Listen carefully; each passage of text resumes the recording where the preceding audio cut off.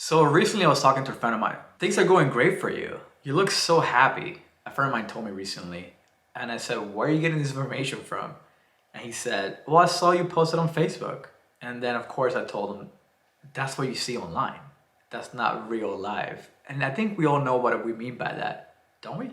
He was genuinely shocked when I told him that I had a really hard year, that I was depressed for a while, that I was very anxious for another while, and he was shocked.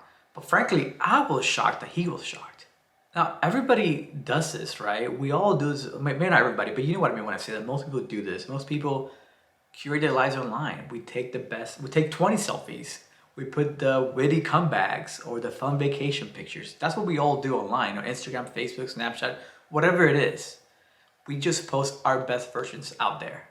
And sure, every once in a while, someone posts like a really personal post about them being in a difficult situation, but that's rare. And if somebody does it too often, people get kind of shunned. Maybe not directly, but we kind of stop paying attention. Like, oh, this person's a Debbie Downer, right? That becomes kind of this perception of that person because they're being too real, I suppose, online. And nobody seems, for me at least, seems to want that as much. We want people to be happy and fun and engaging and witty and occasionally sad, but not all the time. But then the question is, why do we do this? Why do we present this curated version of ourselves? Why do we care so much? I think there are three things that come to mind, to me at least. Number one is social validation and acceptance.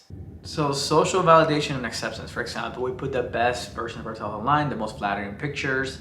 We want to be part of the in crowd, if you will. People who are posting the best pictures, who are posting vacations, people who post about witty comebacks and things they want to do in the future, things of that nature. And of course, we're all masking the pain and suffering that we feel at times. We all know it at some level, but we don't talk about it online because that's not the social protocol that we all sign up for. So we also do this because we want to preserve ourselves. And that what I mean by that is we want to project this persona of like who we are, right? We want to tell a narrative. We want to tell the narrative of our lives ourselves. We don't want anybody else to do that for ourselves, so we kind of create this persona that is not fake by any means, but it's not complete.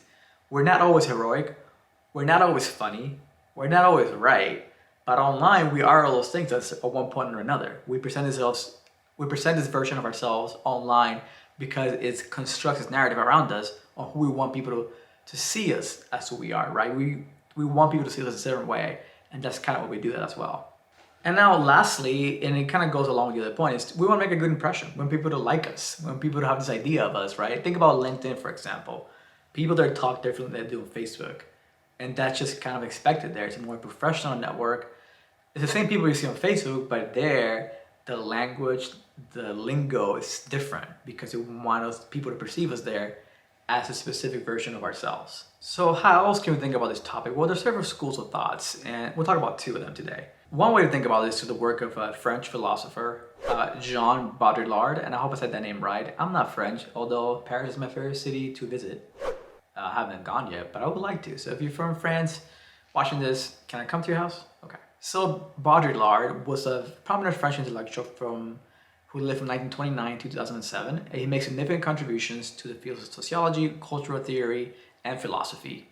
I'm reading this part of the script because it's a lot, but he definitely gained recognition because his work on postmodernism, simulation, hyperreality, and the exploration of contemporary society. Now, I threw a lot of words at you there. Postmodernism, hyperreality, what does that all mean? So Baudrillard argues that the online world is dominated by simulacra, and that means copies without the originals. Therefore, we create a hyper realm of ourselves where reality and simulation kind of collapses. And I'll talk more about a little bit here.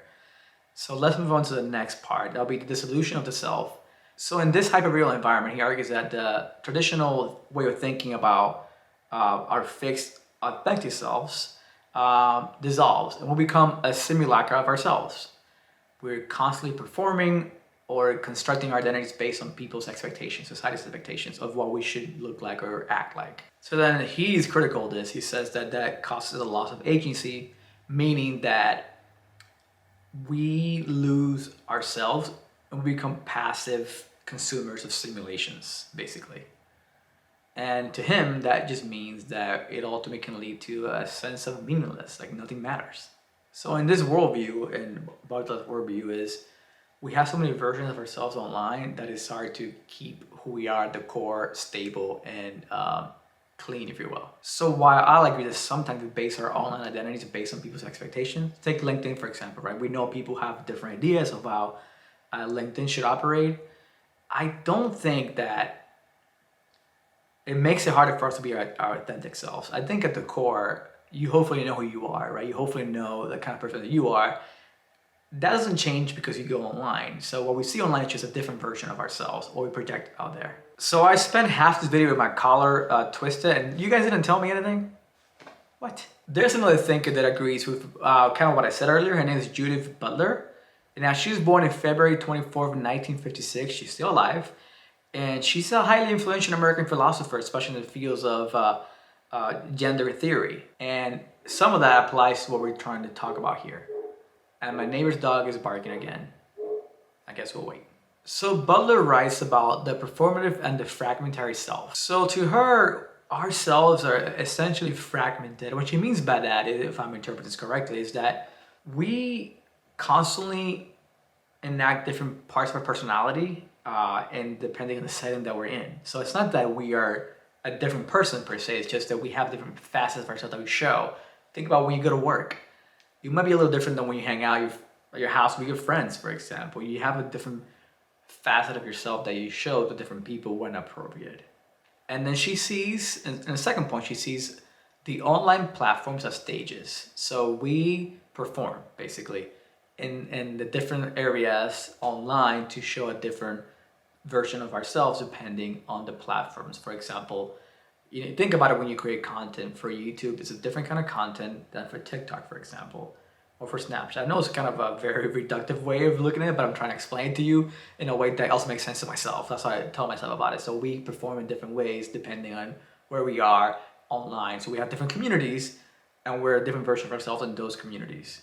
Now, unlike Baudrillard, who says we have this fixed version of ourselves that gets kind of lost, she says that our identities are kind of open and fluid, and these communities online allow us to kind of just investigate a part of ourselves and be more open to maybe changing a little bit, be more open to exploring new identities, if you will, through these communities online.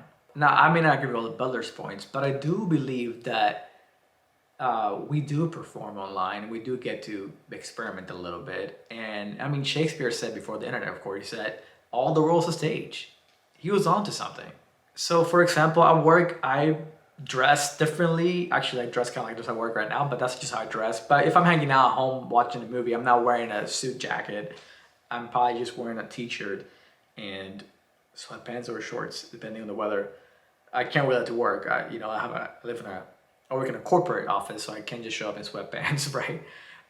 If you can, good for you, but I can't, right? But that doesn't mean that I'm a different person. I just project an image to my coworkers and to people who come to my office who need my help with something. I'm a professional.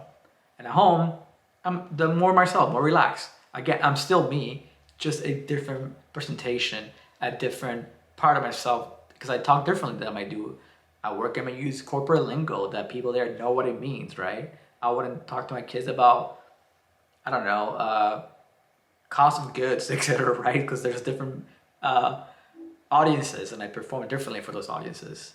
So I hope that makes it clear. I hope that helps you think about how we curate ourselves online. And of course, there's a lot of talk about being online, especially among teenage girls too, specifically, how social media makes us more depressed because we're all performing.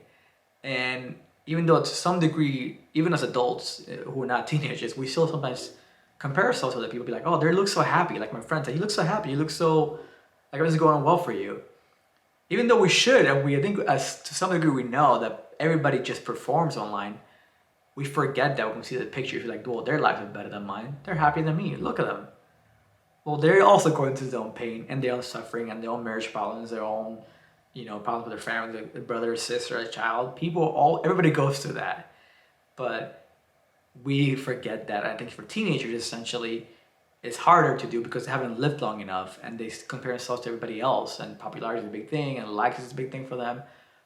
So it's becoming harder for teenagers to relate to this online world and feels this internet is supposed to bring us all together. It sometimes feels like it's the opposite in some ways.